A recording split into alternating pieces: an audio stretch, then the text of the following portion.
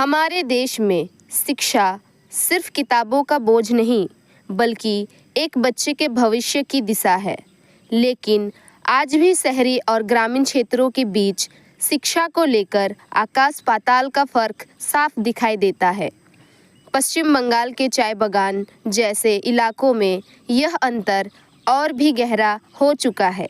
यहाँ बच्चों में शिक्षा के प्रति रुचि दिन प्रतिदिन घटती जा रही है और यह स्थिति सिर्फ परिवारों की कठिनाइयों का नहीं, बल्कि व्यवस्था की कमज़ोर नींव का परिणाम है। जब एक समाज अपने बच्चों को ही खो दे, तब वह अपनी पूरी पीढ़ी खो देता है और भविष्य का सपना ठप हो जाता है। तोहर कितना तो छुआ है? दो जना है। कौन कौन क्लास में पढ़े ना?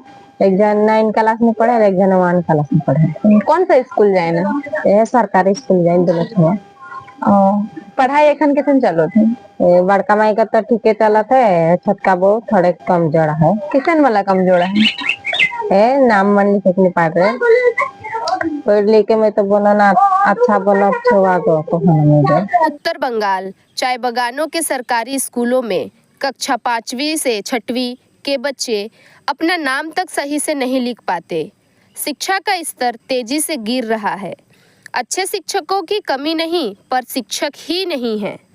संसाधनों का अभाव और परिवारों की आर्थिक मजबूरी, देश में बढ़ता महंगाई दर, चाय बागान के दैनिक मजदूरी मात्र 250 रुपये, आर्थिक तंगी और रोजगार की तलाश, इन सभी कारणों से बच्चे स्कूल छोड़ने पर मजबूर हो रहे हैं।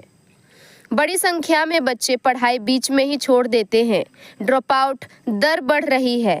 कई बच्चे रोजगार की तलाश में मजदूरी करने लगते हैं और कई दूसरे राज्यों में प्रवासी मजदूर बन जाते हैं। कुछ मामलों में नाबालिग बच्चे भी होते हैं। एक बच्चा स्कूल छोड़ता है तो वह सिर्फ अपनी किताब नहीं खोता, वह खोता है अपना भविष्य। आज के प्रतियोगिता में ड्राइंग और साथ ही कविता और पोयम सब स्पीच सब भी थी।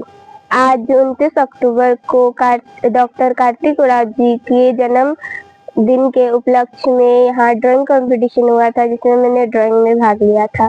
मुझे इस कार्यक्रम से बहुत अच्छा लगा और मैं चाहती हूँ कि ऐसे प्रोग्राम चाय बागान में होते रहे।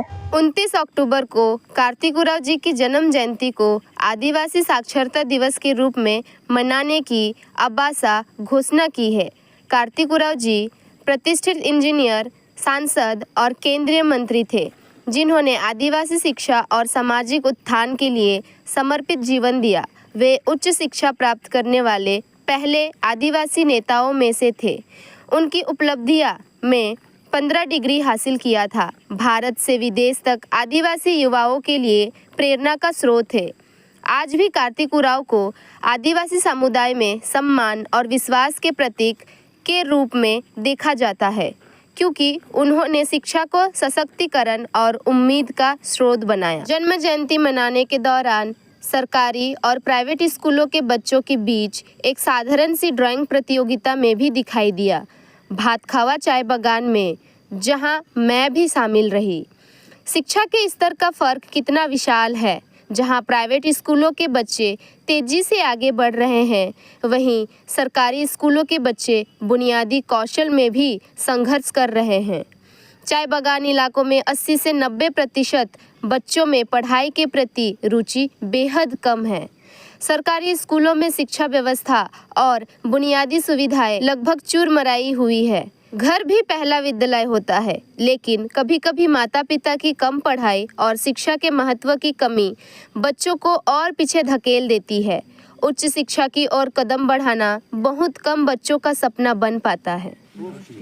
Now, who is going to tell me what is the meaning of word hawk?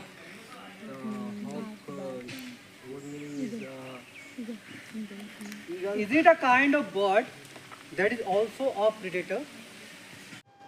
अगर हम लोग बात करें कि हमारे इस ग्रामीण क्षेत्र की, तो शिक्षा के प्रति अभी रुझान प्राय वैसा नहीं है जैसा एक शिक्षक के रूप में मुझे उम्मीद रहती है। तो बच्चों में ज़्यादातर देखा जाए तो 100% में लगभग कुछ 10% ऐसे बच्चे हैं जो शिक्षा में प्राय विशेष रुचि रखते हैं, और 90% से या 80 से 90% बच्चों का शिक्षा के प्रति उस तरह कोई रुचि नहीं है। सरकारी स्कूलों की शिक्षा व्यवस्था को सुधारने का प्रयास सरकार कर रही है, परंतु कहीं ना कहीं हमें ऐसा देखने को मिलता है कि यह प्रयास पूरी तरह से अपने आप में पूर्ण नहीं है।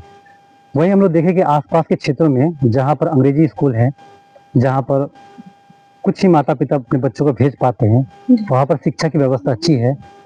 कहीं ना कहीं सरकार को इस क्षेत्र में कार्य करना चाहिए और इंग्लिश या अंग्रेजी स्कूल के बराबर तो नहीं, परंतु उस प्रकार की शिक्षा व्यवस्था को सरकारी विद्यालयों में भी लाने का प्रयास करना चाहिए। ग्लोबल और डिजिटल दुनिया में आज बंगाल में 8वीं के बाद बंगला विषय की पढ़ाई हिंदी माध्यम के विद्यार्थियों में ना होना भी प्रतियोगी परीक्षाओं में बड़ी बाधा बनता है, क्योंकि इन परीक्षाओं में बंगला विषय अनिवार्य है। इसीलिए उच्च शिक्षा और सरकारी सेवाओं की तैयारी के लिए यह विषय आवश्यक होना चाहिए, क्योंकि लाखों हिंदी माध्यम के बच्चे इस समस्याओं का सामना कर रहे हैं। साथ ही चाय बागान क्षेत्रों में बच्चों को सरकारी सेवा के प्रति आकर्षित करने के लिए मार्गदर्शन, कोचिंग और सही दिशा की बेहद ज़रूरत है। बच्चों की आत्मविश्वास की कमी को दूर करने के लिए उन्हें बार बार अवसर देना ज़रूरी है और इस दिशा में सरकार व समाज दोनों को गंभीरता से काम करना चाहिए। RTE एक्ट 2009 के अनुसार 6 से 14 वर्ष की आयु के सभी बच्चों को मुफ्त और अनिवार्य शिक्षा पाने का अधिकार है। इसका अर्थ है हर बच्चा, चाहे वह शहर में रहता हो या बगान में, चाहे उसके माता पिता मजदूर हो या बेरोजगार, उसे एक समान गुणवत्तापूर्ण शिक्षा मिलनी ही चाहिए। RTE कहता है कि हर स्कूल में बेसिक ढांचा, प्रशिक्षित शिक्षक, पर्याप्त कक्षाएं और बच्चों के विकास के लिए वातावरण होना अनिवार्य है। लेकिन वास्तविकता यह है कि चाय बागान क्षेत्रों में इन प्रावधानों का पालन ना होना बच्चों के भविष्य को अंधेरे की ओर ढकेल रहा है। नई शिक्षा नीति 2020 यह वादा करती है कि शिक्षा बच्चों के अनुभव, कौशल, क्षमता और रुचि के आधार पर हो। यह नीति सीखने को रोचक, कौशल आधारित और बच्चों की सोच विकसित करने वाली बनाती है। लेकिन NEP का वास्तविक लाभ तभी मिलेगा जब इन नीतियों को ज़मीनी स्तर पर लागू किया जाए।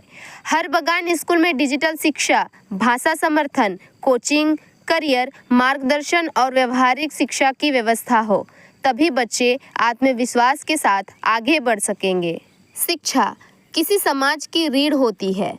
अगर यह कमज़ोर हो जाए तो पूरी पीढ़ी कमज़ोर होकर रह जाती है।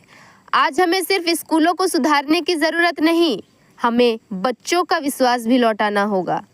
उन्हें यह महसूस कराना होगा कि उनकी मेहनत, उनकी पढ़ाई और उनके सपने सबकी कीमत है। अगर आज हम एक बच्चे का हाथ पकड़ेंगे तो कल वह समाज का हाथ थामेगा।